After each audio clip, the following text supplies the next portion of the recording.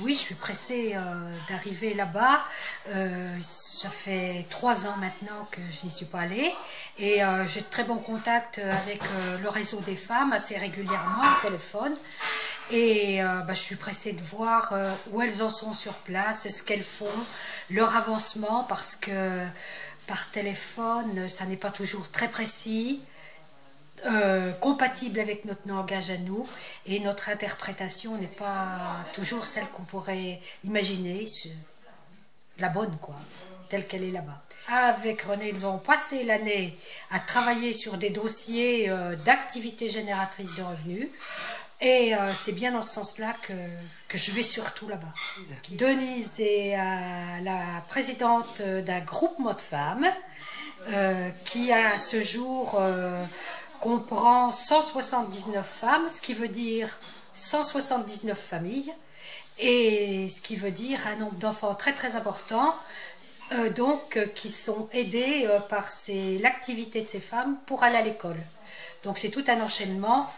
J'aime surtout les personnes, leur façon de vivre, parce que je pense que ça nous ramène à des années en arrière chez nous, sur des modes de vie que nous n'avons pas forcément connus, mais lus, et qu'on peut donc se rendre compte comme ça de la difficulté de la vie à certaines époques, la difficulté manuelle, la difficulté intellectuelle, la misère que l'on a complètement oubliée maintenant dans nos pays décivilisés. Donc c'est pas une façon d'aimer, c'est un besoin de revoir tout ça et de se remémorer une histoire qui est déjà passée chez nous et complètement oubliée maintenant. Alors moi, c'est la deuxième fois que je pars au Burkina Faso. En fait, mon premier plaisir, c'est de larguer les amarres, de revenir à l'essentiel. Et c'est vrai que l'année dernière, quand je suis venue au Burkina, j'ai découvert des gens extrêmement riches. On a partagé plein d'émotions, des gens plein de vie, plein d'enthousiasme, et qui m'ont ouvert leur cœur, et j'ai trouvé ça juste extraordinaire. Et puis c'est vrai aussi que je suis super contente de partir avec les gens des Amis d'Arbolé, parce que bon, eux aussi sont extrêmement bienveillants, généreux, et pour moi c'est une très belle aventure, voilà, que j'ai envie de partager avec tout ce monde-là. Alors je reste 15 jours au Burkina parce que j'ai un métier, je travaille avec des personnes âgées, que au-delà de 15 jours, elles commencent à trouver le temps vraiment très long. Donc... Quand je retourne au Burkina Faso, j'ai l'impression de rentrer à la maison en fait, puisque c'est le pays où j'ai été élevée entre 11 et 16 ans, donc c'est profondément imprimé en moi. Je suis autant de l'île de Ré que du Burkina Faso, donc pour moi c'est naturel. Je vais retrouver les gens que j'aime, un partage de traditions, les leurs, les nôtres, un partage de savoir, et puis le partage du monde qui va à une vitesse qui est très particulière chez nous, qui n'est pas la même. L'espace-temps n'est pas le même, et en fait on prend le temps de se poser, de respirer et de goûter au temps qui passe de façon totalement différente. Donc pour un Européen qui se laisse aller au temps africain, c'est une vraie bouffée d'air. Y aller chaque année, c'est aussi une façon de voir que notre coopération avec eux, elle a vraiment elle s'inscrit dans le temps, c'est-à-dire qu'on peut pérenniser des actions, rendre une autonomie économique à plusieurs centaines de familles par notre action, et je crois que autant l'association Les Amis d'Arbolé que la région Poitou-Charentes qui nous aide, que chaque tricoteuse de l'île de Ré peut vraiment percevoir cette évolution dans pas seulement l'utilité, parce qu'il ne s'agit pas d'être forcément dans une utilité absolue, mais c'est un échange culturel qui fait que c'est tellement important de faire sentir aux gens de l'île de Ré la respiration de l'Afrique et le temps de l'Afrique.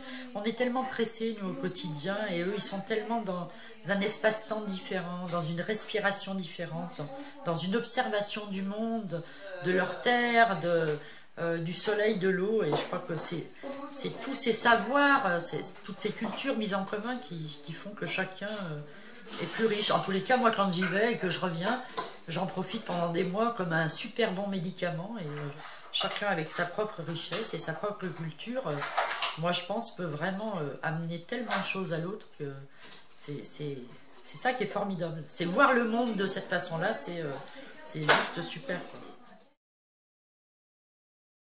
Le départ pour 2014 est donc essentiellement basé sur la réception du container.